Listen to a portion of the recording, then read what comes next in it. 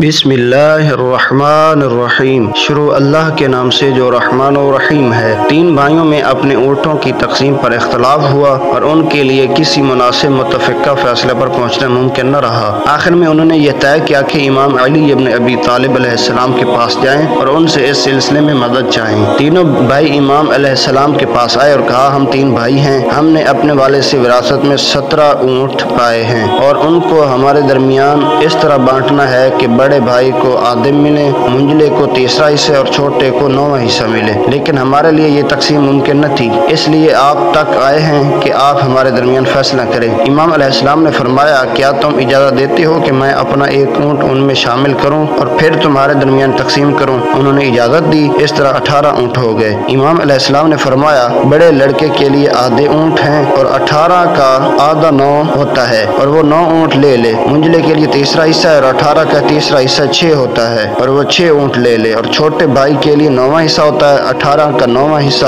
2 ہوتا ہے، وہ 2 اونٹ لے لے۔ بڑے کے لیے 9، منجلے کے لیے 6 اور چھوٹے کے لیے 2، یہ کل 17 اونٹ ہوئے۔ پھر امام نے اپنا اونٹ واپس لے لیا اور اس طرح ان کی مشکل حل کر دی۔ اگر ہماری ویڈیو اچھی لگی ہو تو چینل کو سبسکرائب کر دیں اور بیل آئیکن کے بٹن کو دبا دیں تاکہ ہر نئی آنے والی ویڈیو آپ تک پہنچتی رہے۔ شکریہ۔